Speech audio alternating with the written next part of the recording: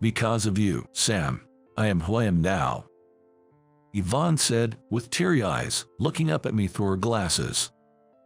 She leaned hard into my chest. "Please, stay with me, Yvonne." I couldn't hold back any longer and hugged her tightly. "My name is Sam Collins. I'm a 32-year-old single man. I'm currently a licensed clinical psychologist working at a mental care center. But recently, I've been thinking about quitting my job. In fact, my boss, the director of the clinic, saw me as a threat and constantly attacks me with a high-handed attitude. Sam, it's a miracle someone like you, a dropout, could become a clinical psychologist, taking 4 years to graduate from an online high school. What a laugh the clinic users would have if they knew. The center director said so and denied me everything. Actually, I had been terribly harassed at school in junior high and had to go to a private online high school instead of a regular one. I was so hesitant to interact with people that I often stayed at home. To be honest, my parents also thought it would be impossible for me to reintegrate into society. They probably thought that I, who was afraid of communication and stayed at home, would not be able to adapt to society. I myself could not imagine that a happy future would come my way. But I was blessed with a fateful encounter that changed me. The online high school had a male school counselor with a clinical psychologist license who was always there for me. "Sam, you're still young. You can start over as many times as you need. Take your time and think about what you want to do in the future," he encouraged me warmly.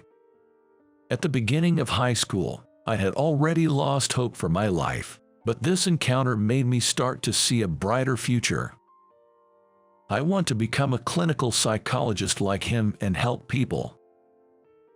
With that thought in mind, I started to study hard to go to the university of my choice. Though I was a high school dropout, I ended up taking 4 years to graduate, but I finally got into the psychology department of my desired college. University life was tough, but I was able to become a clinical psychologist, and I was very satisfied. However, to be honest, I was not satisfied with my situation. Ever since I started working at this mental health clinic, I've been mostly doing administrative work and chores, rarely counseling. According to the director, it's too early for you to do counseling. Of course, administrative work and chores are important, so I was happy to do them if needed. But being told I'm not qualified to do counseling was honestly hurtful. But the director was indeed well-versed in this industry and had a career. The fact that he evaluated me as too early to do counseling might mean that I was not suited to be a clinical psychologist. After finishing work, I sighed and walked alone through the city. It was already past 6 p.m., but it was still very hot, being August. In fact, a woman in her 50s who was walking in front of me had been wiping her sweat with a handkerchief. She seemed very hot, but I wondered if she would be all right. As I was worrying about her, to my surprise, she suddenly crouched down on the spot. "Are you okay?" I called out to her with concern, and she replied weakly, "I'm feeling dizzy. It might be heat stroke." In a faint voice, she told me this. "I'll call an ambulance right away," I said, and I called an ambulance on my cell phone. Fortunately, there was a hospital nearby, so the ambulance arrived quickly. I also went to the hospital with her. The woman received an 4 drip, and 2 hours later she recovered and was fine. She had become dehydrated due to heat stroke, but because treatment was given early, she was able to recover without any major issues. She thanked me many times. "You really saved me. I want to thank you again, so please give me your contact information. My name is Riley Brown." Having said that, Riley handed me her business card. Looking at her business card, I was shocked. Surprisingly, Riley was the director of an internal medicine clinic called Brown Clinic. I'm a doctor, but I'm embarrassed to say that I've become dehydrated because I couldn't manage myself properly. I thought I was feeling tired since this morning, but there were so many patients. No, I'm glad you're safe, Riley. I also handed my business card to her. It was really good to be able to help people outside of counseling. I went home to my apartment with a refreshing feeling, but later I got a call from Riley and was invited to dinner. I thought I had done what any person would do, but Riley insisted on inviting me, so in the end I graciously accepted her kindness. The place chosen by Riley was a famous high-end restaurant. The atmosphere was very good and the food was very delicious. Riley, a pleasant woman, poured me a glass of wine and livened up the place with her witty conversation. While enjoying the delicious food and having a good conversation, Riley suddenly brought up this topic. "So, Sam, do you have a girlfriend or something?" "Me, I don't. Or rather, I'm ashamed to say, I don't have much experience with women." Riley seemed to understand my vague words. "Well then, why don't you meet with my niece? She's turning 28 this year, and I think she's a good age match with you, Sam." I was surprised at Riley's words. I was grateful to her for introducing me to this kind of matchmaking, but the truth was, I didn't think I had the luxury of being able to afford it. After all, my job wasn't going well, and I was even thinking about quitting. I was thinking about how to refuse, but in the end, with Riley's strong recommendation, I ended up meeting her niece on the following Sunday. Even if I did meet her, there was no guarantee that Riley's niece would like me. I never have been in love, and few women would be in love with me, a man who is not even flattering to them. Thinking about it made me feel a little more relaxed, and I headed to the hotel lounge where we were to meet. I arrived a little earlier than the meeting time, and as I waited nervously, I saw Riley. "Sam, sorry to keep you waiting. This is my niece, Yvonne. Nice to meet you. My name is Yvonne." I felt a strong heartbeat as soon as I saw Yvonne, Riley's niece. She was a tall, slender beauty with glasses, just my type. "Wow, she's beautiful." "My name is Sam Collins. Nice to meet you." Yvonne is a psychiatrist. "Sam, you're a clinical psychologist, so I think you'll have a lot to talk about. Now, you young ones, take your time." With that, Riley left the lounge with smiling. Sitting face to face with Yvonne, I was overwhelmed by her beauty once again. But there's no way a beautiful and successful woman like her, who's also a doctor, would consider someone like me. Yvonne must have reluctantly attended this matchmaking meeting because her aunt, Riley, told her to. In fact, Yvonne was dressed in a simple gray suit with natural makeup. Of course, Yvonne, who is beautiful to begin with, was still very attractive, but she didn't seem to be dressed up too much. She probably didn't want to have a matchmaking date with me. However, my conversation with Yvonne went surprisingly well. At first glance, Yvonne seemed cool, but in reality she was a very friendly woman with an exceptionally cute smile. "Haha, Sam, you're funny. As expected of a clinical psychologist, you talk so well."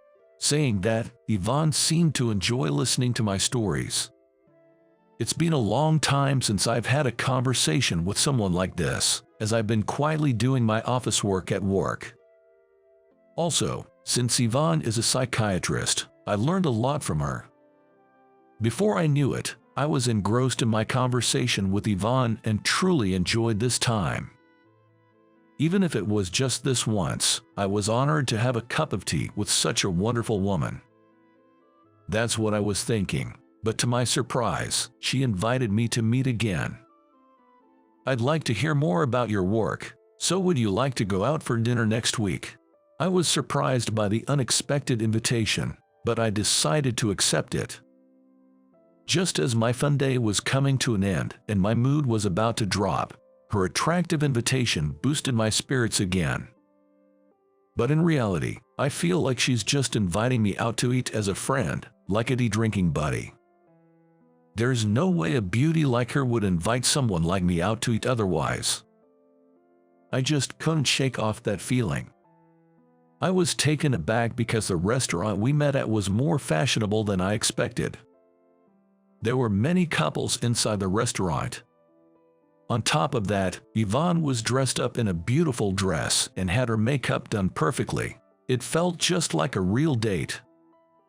I was, as usual, dressed in a shirt and chinos, and I was so ashamed that I wanted to crawl under the rug.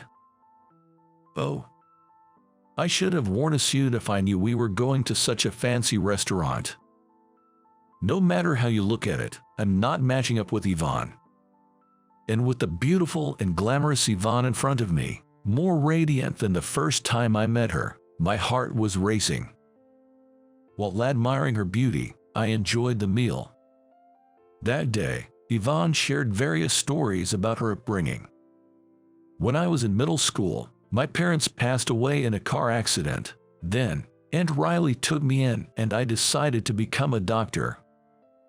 Oh, that must have been tough. Yes, but now I'm happy.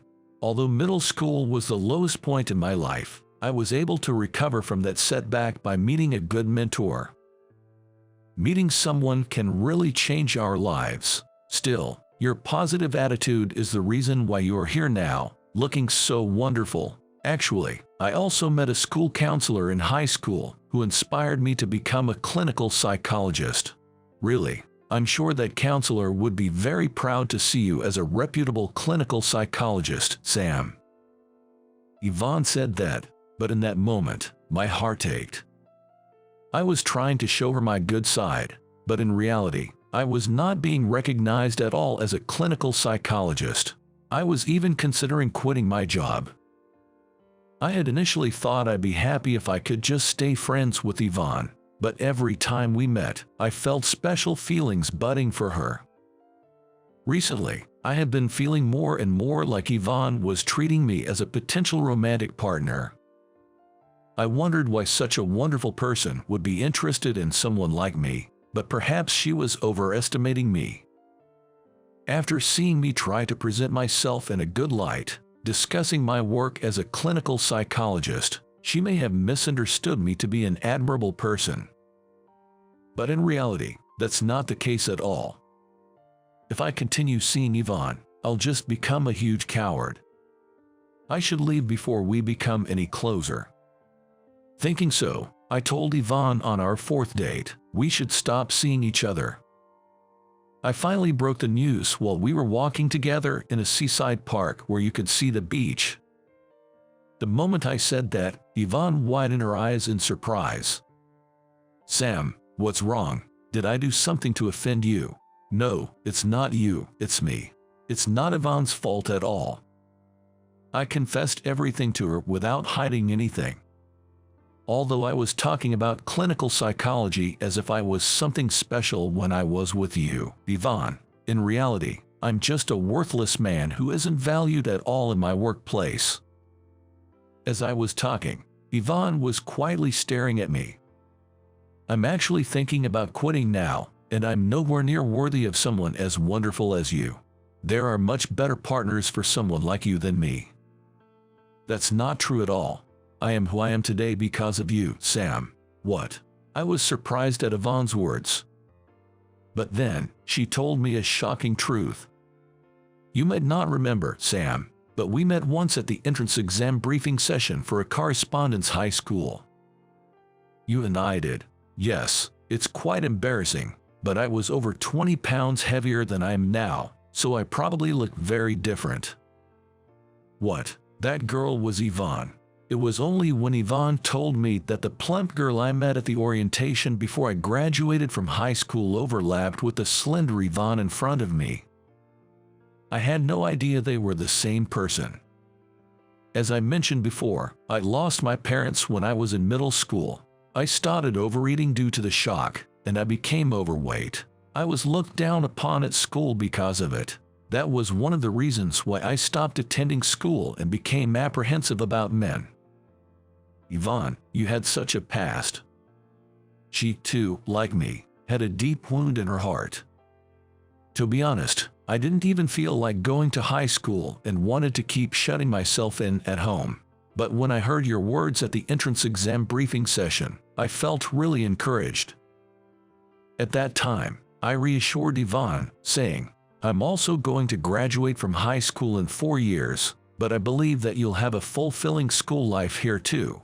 I truly wished for her to find happiness, as she bore a gloomy expression. When my aunt suggested a matchmaking date, I wasn't enthusiastic at all.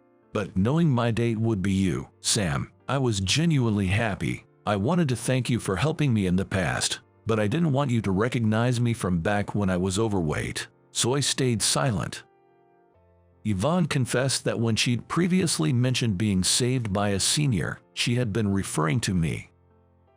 That's why, Sam, please, don't say you're worthless. I love you, and because of you, I am who I am today. With these words, Yvonne gazed up at me through her glasses, her eyes misty with tears. She then nestled herself into my chest. Please, stay by my side, Yvonne. Unable to contain my feelings, I embraced her tightly. We returned to my apartment together and spent the night. It was a first for both of us, but we naturally merged our minds and bodies as one. I vowed to love her for the rest of my life. From that night on, I started calling her Vani, and we officially began dating. At the same time, I made the bold decision to quit my job at the mental health center. That didn't mean I planned to give up being a clinical psychologist. I planned to start all over again from scratch. It was my encounter with Yvonne that gave me such courage. The director of the clinic said finding a new job would be impossible, but I applied for school counselor positions and juggled work at several schools. Turned out, this work suited me better, and I was able to interact with many students as a school counselor. A year after switching jobs, I married Yvonne, and we built a warm family together. On our wedding day, Yvonne looked beautiful in her white dress. Even our Aunt Riley, who had been like a mother to Yvonne, was moved to tears. Seeing Yvonne as a bride makes me truly happy. As Yvonne's guardian, it must have been an overwhelming moment. For both her late parents and Aunt Riley, I vowed to make Yvonne happy. 3 years into our marriage, we were blessed with a baby boy, and our marital life was pure bliss. As we approached our 5th anniversary, we embarked on a new challenge. Aunt Riley set up a branch of the mental clinic and entrusted it to Yvonne and me. I intend to continue my work as a school counselor here. As we were watching over our sleeping son, Yvonne said, "We need to make this clinic good for our boy." I felt the same way.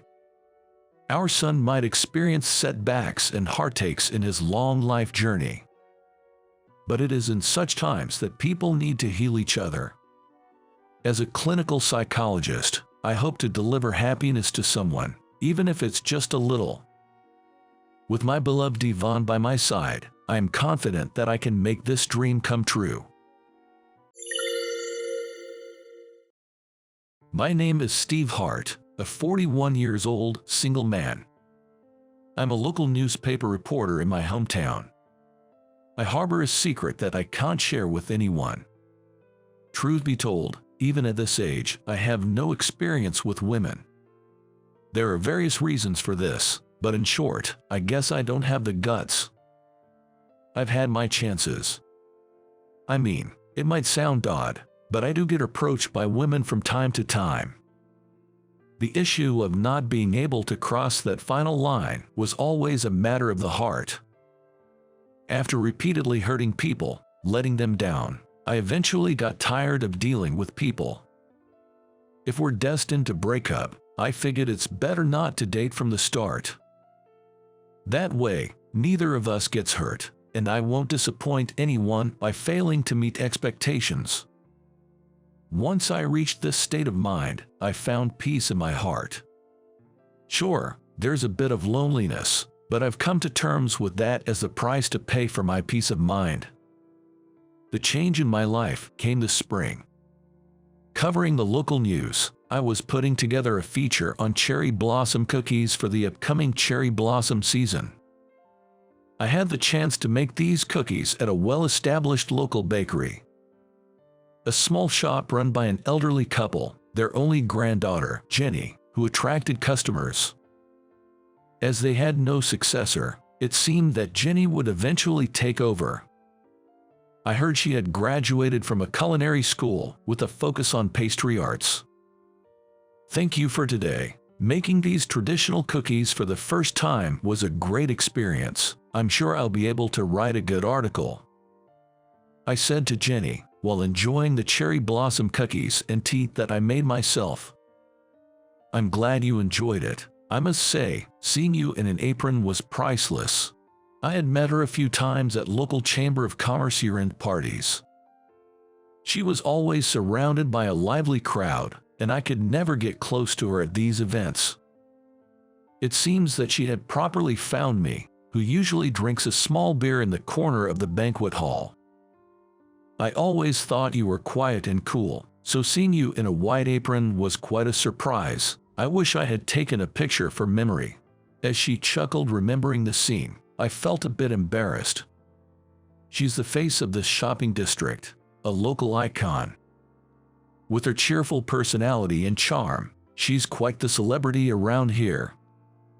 Although she is concerned about being over 30 and wants to give up the face of the shop, she's still popular. Cool vibe, that's the first time I've heard that. As I showed my surprise, she shook her head seriously. No way, you must know that there are plenty of girls after you, Steve. Leaning towards me, she said this, and I could feel my face flushing. She smiled at me from a distance where I could clearly see her pretty nose and well-defined eyelashes. So, I'm going to take a shot here. Please, will you be my boyfriend, Steve? What? It was so sudden that I thought my ears had gone crazy. You don't want to? As she looked up at me inquiringly, I didn't know how to respond. She was charming, and she seemed to have quite a liking for me. I didn't dislike her. In fact, I might even say that I like her. But it's not that I don't like you, Jenny. I just can't be with anyone. I don't have the courage to date. I tried to respond to her feelings honestly. I told her that I didn't plan on dating anyone. She seemed to think for a moment, then quickly smiled at me. But I like you, Steve.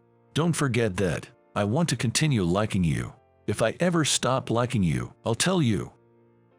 She said this and put her hands together as if praying. Her fingertips were slightly trembling. From the trembling of her fingertips, I could tell she was serious. Thank you. I understand your feelings, Jenny. Upon hearing my response, she seemed to relax, the tension leaving her shoulders. From that day forward, Jenny and I started seeing each other more often. Most of the time, it was her who initiated it. To avoid giving her false hopes, I refrained from inviting her myself. I should probably refuse her invitations altogether. But I couldn't be cruel enough to turn her down. My indecisiveness might be hurting her. It might sound arrogant, but it's true that my heart ached every time Jenny invited me. Would you like to go to this great seafood restaurant I found? Today, too, Jenny had contacted me. She was always finding delicious places to eat or fun events and inviting me. As a local reporter, I really appreciated her suggestions. We arranged to meet at the restaurant over the weekend. The thought of seeing her bright smile made the weekend seem a bit more exciting.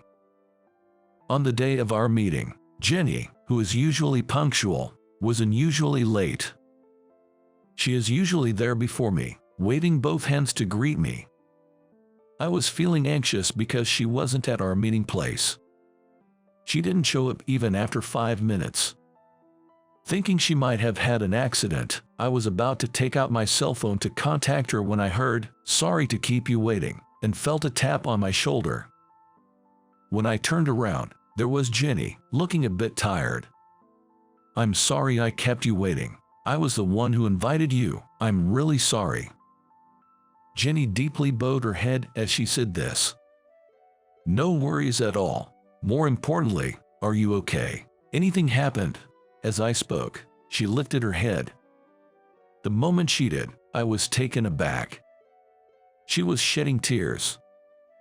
Passersby glanced at us. There I was, looking like a jerk, making a woman cry on the street. I felt hopeless, flustered, not knowing why she was crying. I suggested we sit somewhere, and guided her to a bench. During the walk, she kept repeating "I'm sorry," while her tears continued to flow. I was worried about what could have happened to her, my heart racing. After seating her on a park bench, I went to a vending machine and bought her a warm tea. She accepted the can of tea with both hands and said in a soft voice, "Thank you." Perhaps the warm tea had comforted her a bit. Finally, I was able to stop her tears. I waited patiently for her to share what had happened. "I'm sorry, I lost my composure. I've been nothing but trouble today. I'm really sorry." I tried to comfort her, smiling and saying, "It's okay. Actually, the cat I had for a long time passed away the day before yesterday. It was old, so I know it was its time, but that doesn't make it any less sad. I remember there always used to be a calico cat sunbathing in front of the pastry shop. So that cat had passed away. I had it with me for so long." Saying that, she began to tear up again. She had been with the cat until its last moments. I could tell from her voice that it hadn't been a painless death. Still, she had stayed by its side until the end, meeting its gaze. "It's hard to have your wishes come true." She kicked a pebble at her feet as if she was a bit annoyed. "Life's full of unfulfilled wishes." At my words, she nodded slightly. "I've never had a pet. I'd never had a chance to raise a pet since I was a child. I had no interactions with animals. My grandparents, who raised me, didn't like animals. I barely have any memories of my parents. I grew up under the care of my grandparents. When I asked them about my parents, they wouldn't tell me anything. I only vaguely remembered my mother's face as she said, 'I'll be back soon.' She left me behind, and I never saw her again. It wasn't until I grew up that I realized I had been abandoned. I had been left by my mother. Since I didn't remember my father at all from the start, I didn't miss him, but about Mom, I have been so lonely. But I could never forgive my mother, who just said, 'I'll be back,' and left me behind. That's why I find it difficult to form relationships with anyone. The fear of getting close to someone, knowing we might eventually part ways, is overwhelming. The thought of waiting for someone to leave me, just like my mother did, is unbearable even to imagine. When I became an adult, I could have adopted a pet, but I never did. I would eventually have to see them off. Just imagining it was painful. I confessed to my girlfriend that I can't own pets because I can't bear to think of losing them. She looks at me, surprised. It's the first time I've talked to her about myself. "Thank you. I learned something important about you, Steve." The face that was crying a while ago turned into a gentle smile. She smiled as if to cheer me up. In the end, I decided to go home without having the seafood we were supposed to eat that day.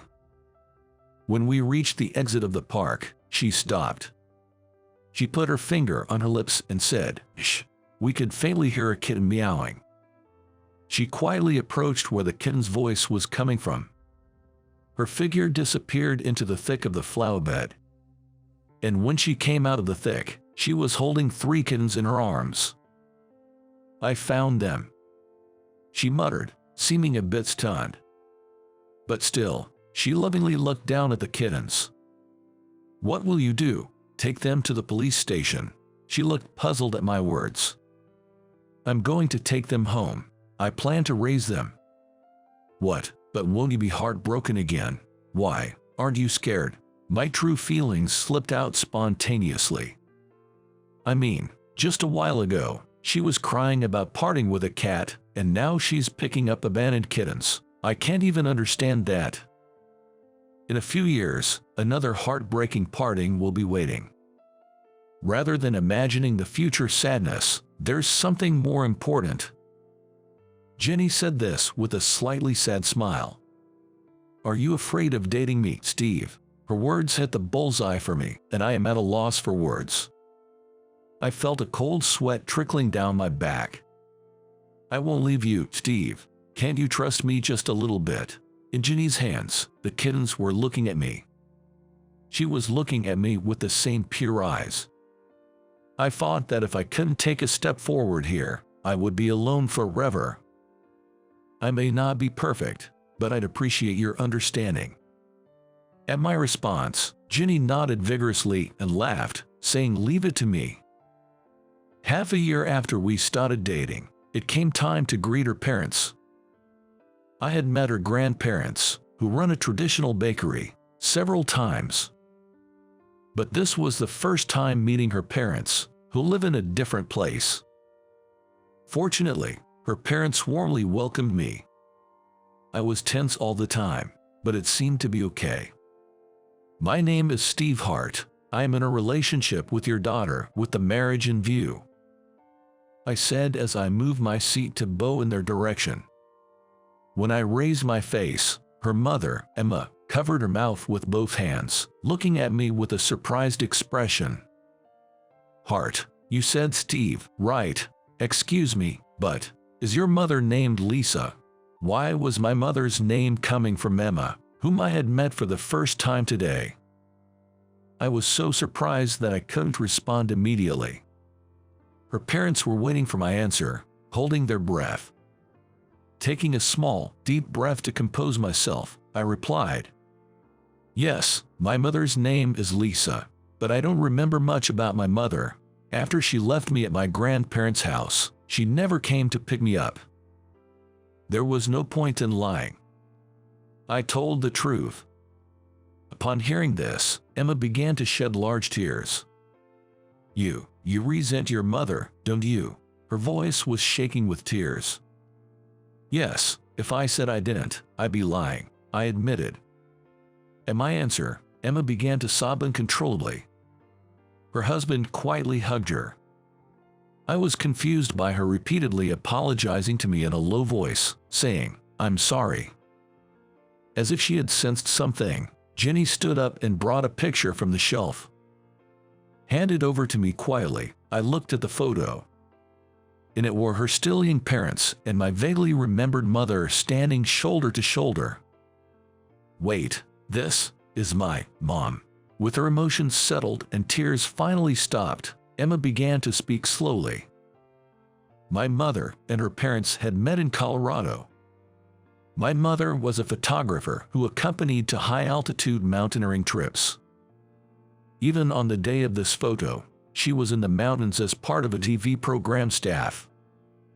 Her parents loved mountaineering, and they had encountered my mother several times up on the mountains. Not long after this picture was taken, Emma slipped and fell. To call for help, my mother ran down the mountain as fast as she could. Apparently, the radio that the staff had brought along was unusable due to an error. As a result, Emma, who had slipped, was rescued by the rescue team that my mother called for. But my mother, it seems, had a heart attack at the mountain cabin and never returned. My mother was the savior of Emma's life. What a coincidence. But why did my grandparents hide the truth about my mother? I had always thought my mother abandoned me. She didn't abandon me, she just couldn't come back. When I later confirmed it with my grandparents, they said that it was my mother's dying wish not to tell me about her death. My mother, who was a professional photographer accompanying high-altitude climbers, had always said she didn't want me to know if she ever died on the mountain. She didn't want me to hate the mountains. My mother loved the mountains. And if I didn't know she had passed away, I wouldn't have to grieve, she used to say. I think it's a selfish claim. But somehow, I felt like I understood my mother's feelings. It's such a strange connection. Must be your mother's mischief, Emma said with a gentle smile. I will definitely make Jenny happy, I declared clearly to her parents. The next moment, Jenny hugged me happily. I'm not alone anymore. Thinking so made me feel more determined. When the wedding preparations were in full swing, I stayed at her apartment for the first time. It's embarrassing, but it was my first night with her. As the weather forecast announced the arrival of the harsh winter, it was very cold. She was excited and said, I got a new heater. I was nervous and my hands were sweaty. Gently, okay. Just as she whispered, and I gently reached into the heater, I heard a cat's voice. I tried to pull my hand out quickly, but it was a moment too late. I felt a sharp pain on the back of my hand. Ouch, it got me. When I pulled my hand out and checked, I had 3 scratch marks on the back of my hand. Oh, I thought you two would get along, she said with a disappointed face. Now, my nemesis are the kittens she picked up that night. Although they're kittens, they've grown quickly. It seems they don't like my presence, and they're on guard against me ever since I first set foot in the apartment. Attempting to touch the peaceful kitty under the heated blanket, I was immediately rebuffed. Since we'll become a family once we're married, I'd like to establish friendly relations with them tonight. However, the little guy hissed at me. They might think I'm trying to steal her from them. I, on the other hand, want to enjoy the soft feel of a cat for the first time, but I'm refused, and it gets me down.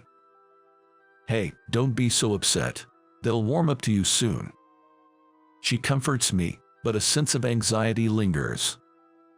Thinking too far ahead is your bad habit, isn't it, Steve? Indeed, I do often overthink the future, and it leads to a lot of anxiety and hesitation. Whenever that happens, she's always there to give me a gentle push. With a broad smile, she assures me, everything will be all right. I can't tell how much I've been saved by those words. Spurred on by her, I faced my mother's death. I dug up an old newspaper article about my mom, and together, we visited the site. Upon reaching the cabin, I found a picture of my mom among the photos hanging on the walls. In the picture, my mom had a big smile on her face. Looking at that smile, tears well up in my eyes. She gently rubs my back gently. At that moment, an older member of the rescue team who walked into the cabin spoke to me, his eyes welling up. Looking back and forth between the picture and me, he smiled and said, "We've been waiting for you." He was apparently an old friend of my mom. He said he recognized me right away because I look so much like my mom. "I knew you would come visit someday. I've come this far in search of my mother's happy moments." Upon hearing this, he nodded emphatically. Then he pointed at a section of the wall and said, "Read this." There, I found messages written by regular visitors to the cabin. Among them, I found my mother's words. "Enjoy life even when you can't see what's ahead, Lisa." Finally, I received a message from my mother. Tears of joy, tears of sorrow, and tears of regret for having resented my mother. All flowed out together, unstoppable. She gently took my hand. "Next time, we'll bring our son or daughter along, Lisa. Yes, we'll come and show your grandchild." Telling this to my mother's smiling face in the photo, I felt as though she gave a slight nod. It felt as though one long journey had come to an end within me. From now on, My journey won't be a solo one. I'll live life to the fullest, even if the future is uncertain. That's the promise I made to my mom, because I believe that's the kind of life she wanted for me. How was that? Subscribing to our channel can motivate us to create more content. See you in our next video. An impudent, younger female boss. That was all she was to me. Caught in a sudden downpour, I got a glimpse of her true face. Do you want to see more? She provocatively whispers this, looking up at me, and I find myself holding my breath. Do you want to come to my place? Upon blurting out these words, her reaction was, My name is Michael Collins, and I turned 28 this year. Bear with me as I share a little about my background and the path I've walked. I was born as a winner. If I name the company I've worked, everyone would exclaim, "Oh, that one," in admiration. I was born as the son of the president of the company. Even though I was the second son, my parents loved me without any favoritism. It was already decided by the time I graduated from elementary school that my older brother would take over my father's business. So, I had to find my own path. Both my parents were passionate about education. I didn't hate studying, and fortunately, I was better than most of my classmates. I realized I was naturally smart, perhaps like my father, around the time I was in high school. A gift I was born with. I never took it for granted. I didn't slack off in my efforts to meet my parents' expectations. There was a part of me that felt that I was slightly better. My brother was a kind person, but I considered him an ordinary man. His only exceptional quality was his kindness. My mother said, "That's an important thing," but I was dissatisfied with my brother. My brother, who had all the expectations of our parents and grandparents on his shoulders and was destined to take over the company, even though he was less capable than me. Back then, I must have been an insufferable, arrogant man. Looking back now, it was embarrassing. I reflect on it as the folly of youth.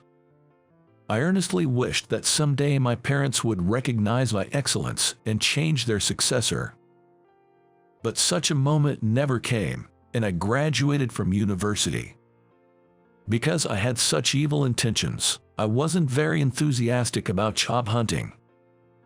Still, I received job offers from more than 10 companies, including my first choice. While harboring dissatisfaction with the unresolved issue of inheritance, I was about to take my first step as a working adult. And then, I experienced my first setback in life. The company I joined as my first choice was a famous advertising firm. Once I joined, there were plenty of rich kids like me. The existence of me, who had always been in the spotlight, was quickly buried. I was disconcerted by the unfamiliar situation of not being the center of attention. I became increasingly anxious about not being able to control the situation as I had imagined. My inherently arrogant nature got in the way, and I didn't listen to my colleagues' advice, resulting in a disastrous mistake. It took less than 6 months for me to commit a terrible mistake. I can do everything on my own. It was a mistake caused by my arrogant belief. I stared blankly at my colleagues running around to cover for me and my boss apologizing to clients. I was broken from that point. The next day, I submitted my resignation. I never went to work again. I didn't want to interact with people anymore, nor did I want to meet anyone who knew about me. My worried parents arranged for a separate apartment for me, away from our family home. In a way, I was ousted and left my house, taking refuge in a provided apartment. Half a year passed, and I finally started going outside, but I wasn't in the mood for job hunting. I was unemployed. Every day, I focused on living lazily. I decided to live in a way that completely denied my former self. I continued such a lifestyle for a few years. I think I was able to return to society because of a series of small lucky events. The only entertainment for me during an Emilite period was movies. There was an art house cinema near my apartment. They showed slightly obscure films and old foreign movies in this small movie theater.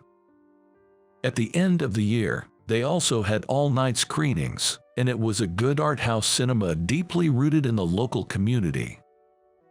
One day, as I was buying a ticket as usual, there was a recruitment poster for staff at the reception.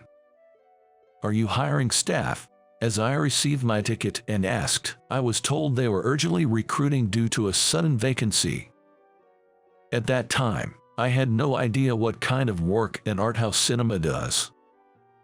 They said it's a fun job if you like movies, and my interest was immediately piqued. I decided to apply for this job. The next day, I brought my resume. Immediately, I had an interview with the cinema manager, and I was hired on the spot. Everything went so smoothly, I remember feeling a bit scared. I was worried about what to do if it turned out to be an incredibly harsh company when I returned to my apartment. I was to start work from the day after the interview. I was quite anxious about what kind of job it would be on the first day. It seems that my work was publicity and sales. Publicity work included creating posters and flyers, creating displays within the theater, and exhibits. Outside sales involved purchasing and advertising the films to be screened. The staff was small and everyone was handling multiple tasks. "Hi, I'm Michael Collins. Nice to meet you." The person I bowed my head and greeted, my boss, was a girl who looked like a doll. I suppose I should call her a woman. But she really looked like a little girl. I was surprised again when I heard her age. She is 5 years younger than me. The cinema manager secretly told me that she dropped out of high school and was a part-timer. She seemed to have started working here after working multiple part-time jobs and being asked if she would like to work here. Her efforts after that were said to be tremendous. They also said she originally had good taste, and all the movies she purchased were hits. Now she's a famous super buyer in the industry. She and the cinema manager were in charge of my training. This is how I got a younger boss. A week passed in no time, with a younger girl as my boss. I was made aware of her abilities in this week. The skills I had developed during my student days were of no use. I was racking my brain every day over my incompetence. The cinema manager said, "Take your time to learn," but I had my pride as a man and as someone older. My enthusiasm ended up spinning its wheels and inviting failure. Every time that happened, she called me this. Junker. Junker became my nickname in no time. It wasn't sarcasm. I knew she was calling me that with affection. But for me, who had been going straight on the path to success, being called a Junker was also a humiliation. I'll take a revenge someday. This feeling would invite my next mistake. My boss, Claire, is as beautiful as a doll. She's short with a white complexion, giving her an overall delicate impression. But her inner character is robust. I've understood that painfully well over this past week. Generally, the people in this workplace are all quite quirky. The conversations here are often teetering on the edge of sarcasm. At first, I genuinely thought I had picked the wrong job. But after observing everyone for a while, I realized how naive my thoughts had been. What sounds like insulting banter isn't actually meant as such. And everyone is sincerely committed to their work. As a result, there might be arguments, but they're just temporary. Nobody engages in discussions that outright deny the other's opinions. Even as a newbie, They listen to my opinions and, although with a tinge of sarcasm, give me advice. The pace at which employees grow in a workplace where there's no need to pretend to know everything seemed different. "Michael, have you finished ordering the flyers?" As soon as she returned from the client meeting, Claire threw instructions my way. "It's all good. The submission is done." Not bad for a Junker," Claire said and placed a gift, a cafe latte from a convenience store, on my desk. I guess she remembered that this is the only thing I drink when we are on outside calls. From the other desks, voices of complaint rose. "Why don't we get anything? Don't be a baby. Go and buy it yourself." Even though everyone else is older, Claire is relentless. She's equally tough with the theater manager, making her practically the most powerful person here. I somehow feel a bit spoiled, but the theater manager laughs it off, saying that's just how it is with newbies. I can't always be babied by those younger than me. I pledged to myself, sipping the cafe latte. Sales is part of my job too. One day, I had an outside sales job. Claire was accompanying me. I had gone out with the cinema manager a few times, but this was my first time with Claire, and I was a bit nervous. To get me accustomed to going alone in the future, we visited a few ticket booths and bookstores. It had been sunny since morning, and the weather was nice, but after visiting about 5 places, the sky started to darken. "It might rain. Do you have an umbrella?" "I don't usually carry an umbrella." Claire looked up at the overcast sky with a hint of anxiety. I realized I had never seen her carry an umbrella. I was about to ask why she didn't when suddenly, heavy rain began to pour. A sudden downpour. There's nothing we could do about this sudden heavy rain. Caught in the middle of a crosswalk, we started running. We managed to duck under a store awning and escape from the rain. Though we were soaked in the rain for just a few seconds, we were thoroughly wet from head to toe. I heard Claire click her tongue in annoyance. With a look of irritation, she took out a handkerchief to wipe her wet hair. Her makeup seemed to have smidged a bit from the rain. "This sucks," she cursed, kicking my leg in frustration. "I'm not the one who made it rain, you know." What? I looked down at Claire, and I felt a sense of discomfort. There was something different about her face. Her makeup was smeared, I think, but there was still something off. Observing closely, I realized what was causing this discomfort. "Claire, did you have beauty marks under your eye?" She must normally conceal them with foundation or concealer. 3 beauty marks lined up under her left eye. It felt like I had just discovered a secret about Miller, and it gave me a little thrill. Want to see more?" she whispered, looking up at me, and my heart skipped a beat. It was pretty sexy. I was smitten by these suddenly revealed beauty marks. I've always had a thing for beauty marks. I'm well aware of it. Unconsciously, I moved a little closer to Claire and looked down at her. "Do you want to come to my place? It's not far from here." Upon hearing my words, Claire's face turned bright red. I also started to feel a bit embarrassed. I tried to smooth things over, but before I could say anything, I got a swift kick in the shin. "Ouch, hey, what was that for?" "Shut up, you're such a Junker, stop talking nonsense." Claire spat out these harsh words, leaving me crouched there in pain as she ran off. The rain hadn't stopped. She'll be soaked by the time she gets home. I hope she doesn't catch a cold. I started to worry.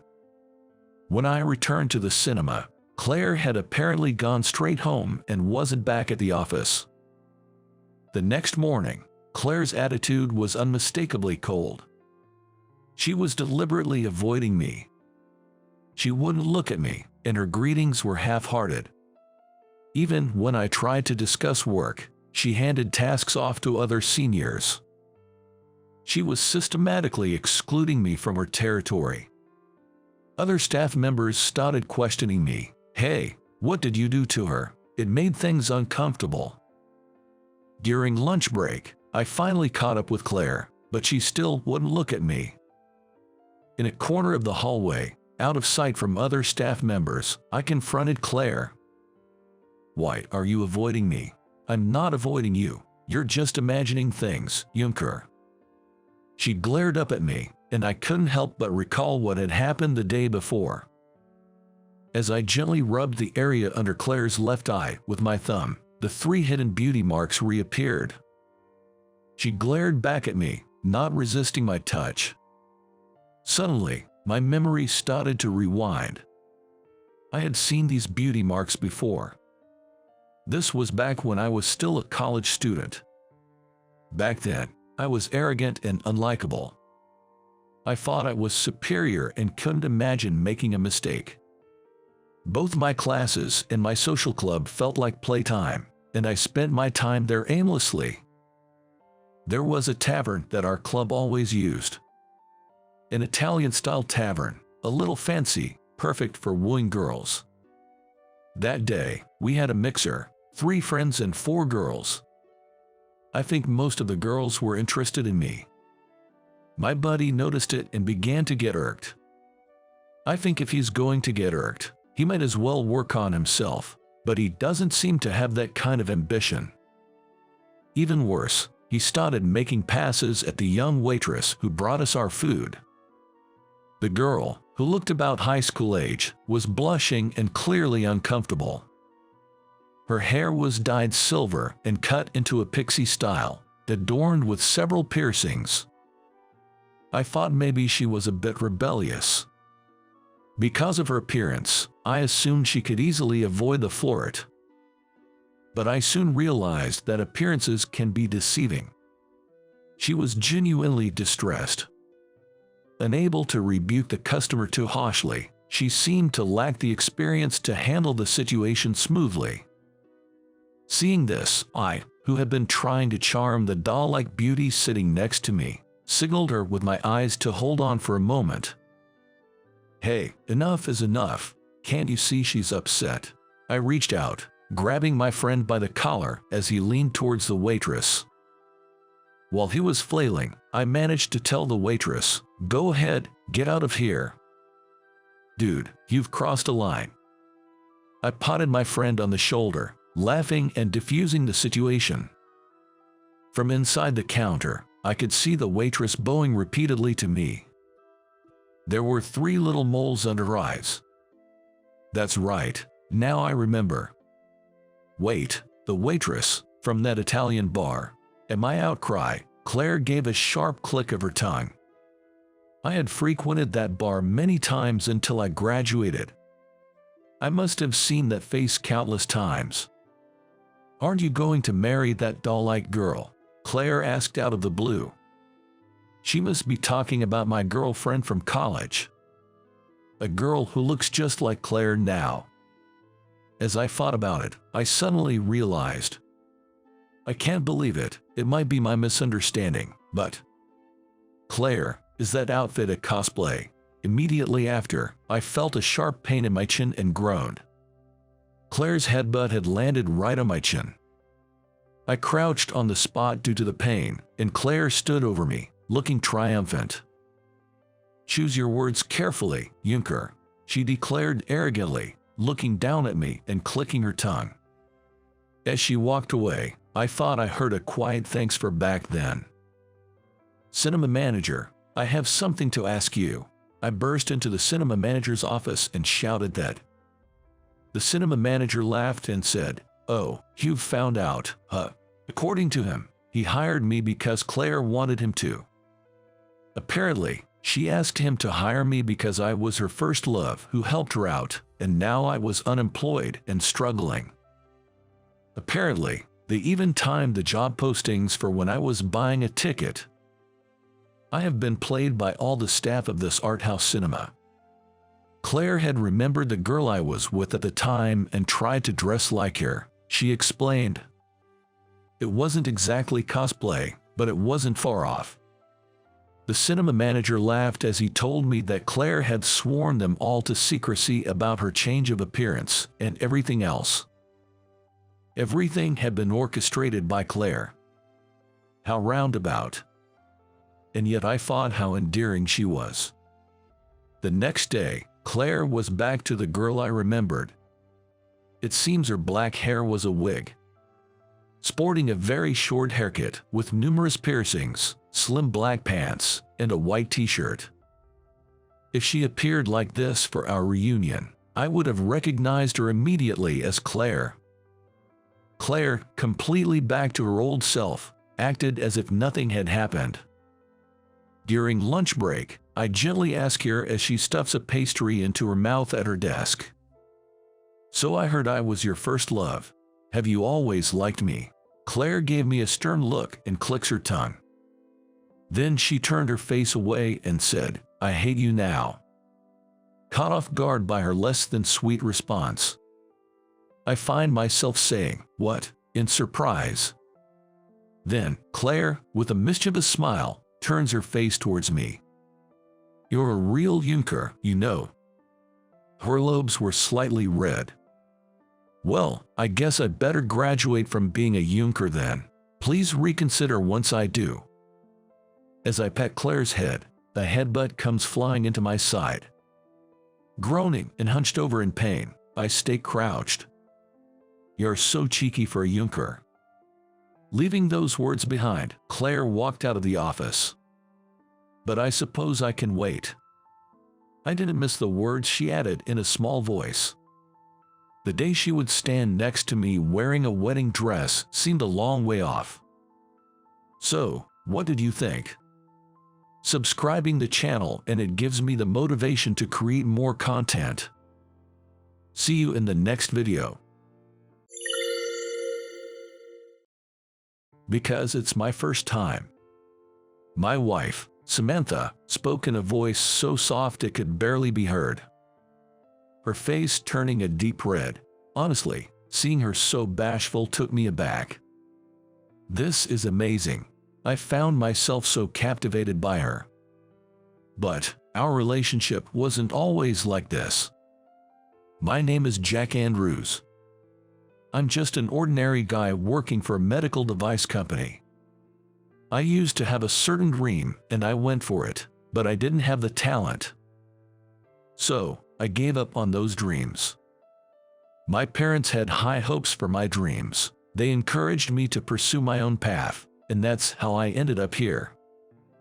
Now, I have no dreams, no ambitions now. When I lost my dreams, it felt like I was left empty, without a goal. You could say, marry someone and start a beautiful family, but unfortunately, I'm a bachelor with no girlfriend.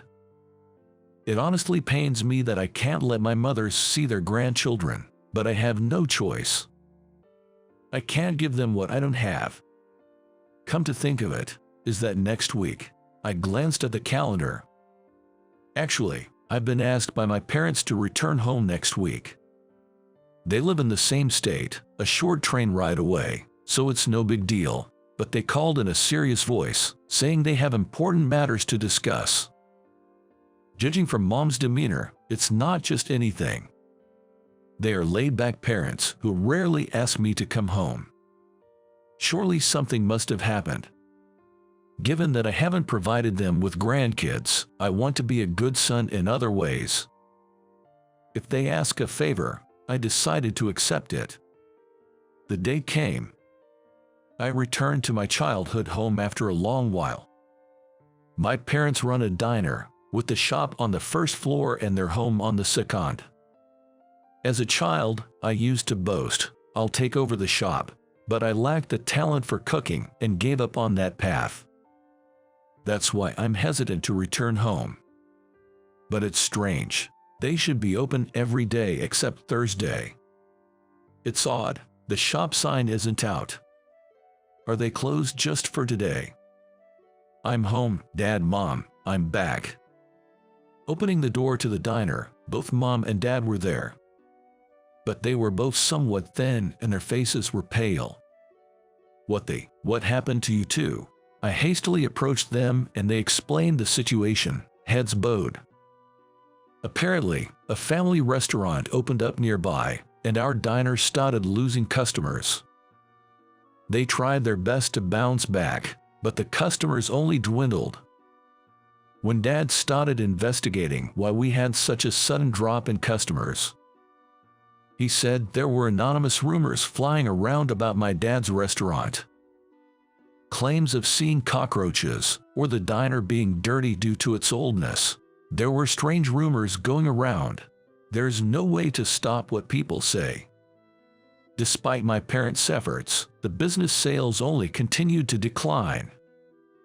They even ended up in debt, which eventually made it impossible to keep the diner open. Even if we close the diner, the debt remains. Worst case, we might have to sell our home. We're sorry if you lose home to return to. Dad had tears of frustration in his eyes. His voice was shaking, and I've never seen him like this. Can't something be done? At least about the debt. The debt is $80,000. We are looking for a place to get a loan, but... Dad hung his head down. He must have done all he could. But without any solutions, he confessed to me. In desperation, I turned my gaze to Mom. And Mom, can't you ask for help from your friends? Well, I did talk to them, actually. One of my friends mentioned she might be able to help, but there is a condition. I leaned in, eager to hear more. Regardless of what the condition was, it was worth listening if help was on the table. Yet, Mom kept her head down, hesitant to elaborate. Encouraged by Dad, Mom finally broke her silence. The condition: she proposed marriage to her daughter. What? You know I used to go to the flower arrangement class, right? That's where I met her. Her husband is a CEO of a leading company, and their daughter apparently doesn't have anyone she's seeing. According to Mom, this daughter, Samantha, is shy and hasn't been able to find a partner, even though she wants to get married. This friend of Mom's seems to be very family-oriented, and said she would be willing to help us out if I marry Samantha and become part of their family. But Chag has the right to choose his own partner. I don't want to deprive your future because of our debts. No, I'll take the deal. I told my decision to my worried mother. I couldn't take over the family business. I couldn't protect this place that had always been precious to me since I was born. So, if getting married is what it takes to save the business, I'll do it. And after all, she's a CEO's daughter. It's a rare opportunity for an ordinary guy like me to have a connection with someone like that. There was a part of me that thinks it's a lucky break, the chance to help the business and maybe gain a partner and some connections. There weren't many downsides for me, so I decided to go ahead with it. But I see why she's not finding a husband. The day I met with Samantha, that was the thought running through my mind. She must be shy, indeed. Her gaze occasionally wandered away, like she couldn't look directly at me. On the other hand, I couldn't take my eyes off of Samantha. Well, to be more accurate, off her figure. Her double chin was so prominent that it looked like she didn't have a neck. And not just her neck. She didn't have a waistline. Typically, even average-sized women have some curves. But Samantha had none. If I were to compare her shape to something, it would be to a certain blue, feline-shaped robot from the future. I don't like to criticize people's appearances, but I have to admit, she had a strong impact. If you ask me if I wanted to marry her, I'd say no without hesitation, but I am not in the position to say that right now. Nice to meet you, I'm Samantha. I'm Jack. Pleasure to meet you. Samantha shyly responded and made her greeting. I also nodded in response, and after discussing, we officially became engaged. A month later, we got married and officially became a couple. There was some discussion about living together, but marriage was a non-negotiable condition for repaying the debt. I had no reason to refuse. Perhaps understanding the situation, Samantha suggested that we don't force ourselves to live like a typical married couple, but let's come together in our own way. So we ended up sharing a bedroom, but not a bed. The so-called wedding night has not yet taken place. Well, with Samantha's physique, sharing a bed would honestly be a squeeze. We were both used to living alone, so it was a bit awkward at first. But it seems that Samantha had always aspired to be a typical wife. Good morning. I tried making breakfast, if you like, please. Just before I left for work. Samantha, who had gotten up early, had prepared breakfast. Chicken soup, fish, and omelet. It was a hearty meal. The aroma of the food tickled my nostrils, stimulating my empty stomach. This is delicious. Even though I quit, I once aspired to be a chef. I have a discerning palate for food. So, I can say with confidence, Samantha's soup is truly delicious. And it's not just the soup.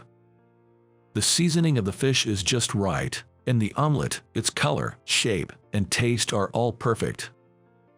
The quality is as good as any restaurant. This is amazing. It must have been tough to make breakfast of this level, right? It's delicious. I was so engrossed in my breakfast, Samantha's face gradually turned red. I'm glad. Be confident. I'm a diner owner's son. After all, Samantha, you're a great cook. With that, I finished my meal, not hiding my genuine opinion. Samantha, she shyly hid her face behind the tray she was holding. Well, I've never served my homemade food to anyone before. I'm happy. Though she appeared extremely shy, seeing Samantha genuinely happy was adorable. They say don't judge a book by its cover, and that might be true. Samantha, aside from her looks, has a very playful and adorable personality. She's so domestic that you'd forget she's a CEO's daughter, and she almost flawlessly manages household chores. Except, it seems like she's not very good at doing laundry. The other day she ended up turning all my shirts blue. She seems to still be getting used to sorting by colors. I'm sorry. They've turned completely blue, haven't they? I've made that mistake before too. A mistake that would depress me if I had made it, somehow becomes forgivable when Samantha does it. I slowly fell in love with Samantha. At first, I wasn't sure what was going to happen, but by the time we had been living together for 6 months. What am I going to do? The doctor said I might not be able to have a baby. One day, Samantha came home crying. Apparently, something had come up during her health checkup. I can guess why. I don't necessarily expect us to have children, so don't cry so much. But with my current figure, you won't be able to hold me, Jack. I choked up. Emotionally, I am perfectly able to love Samantha. But it's pretty tough with her 200 pounds figure. While I was struggling for words, Samantha seemed to make up her mind, looking at me determinedly. I've decided, I'm going on a diet. What? I want to live a long life, and I want children. Also, I want to walk proudly by your side, Jack. I can't stop Samantha, who says this while blushing. Samantha made up her mind, and thus, she began her diet. Exercise is good for health, so I also joined her in the effort. I was just starting to worry about my waistline. I suppose I've put on some happy weight. It can't be helped, Samantha's cooking is too delicious. We go jogging together before work and walking every night. But, as expected, it's not easy to keep up. I can't do it anymore. I won't spoil Samantha when she whines like that. This was a promise between me and Samantha. If she felt like giving up, I would be there to support her. So, when Samantha looked ready to give up, I proposed something. Hey, Samantha, I have a suggestion. What is it? How about we buy a dress? Here's my idea. I will buy the dress that Samantha wants to wear the most right now. And Samantha will work hard on her diet so that she can wear that dress. It's easier for people to have a goal in front of them. That might be a great idea. I've never worn a dress before. Samantha was on board with the idea. Additionally, we decided to separate our bedrooms. This was because Samantha wanted to do stretches and yoga at night. If I'm being watched, it's embarrassing, she said. If she makes a request like that, wouldn't you want to fulfill it? And so, Samantha continued to put forth great effort. Half a year later, by the time we were married for a year, Samantha had become astonishingly beautiful. I hadn't realized it because she was overweight, but she originally had a good figure. With her chest and butt standing out and her waist slimmed down, Samantha, now with a great figure, looked like a different person. Her weight dropped to the goal weight of 117 pounds, and Samantha came running to me, beaming with joy. "Jack, I'm going to try on that dress today. Really, I'm going to change in the bedroom. Wait for me here." With that, Samantha headed to her bedroom. The bedroom, come to think of it, for the past year, we haven't slept in the same bed, had we? With the way Samantha is now, we could probably share a bed. In fact, isn't this the first time I've been allowed into her bedroom since she lost weight? Thinking like that, it felt almost like our wedding night.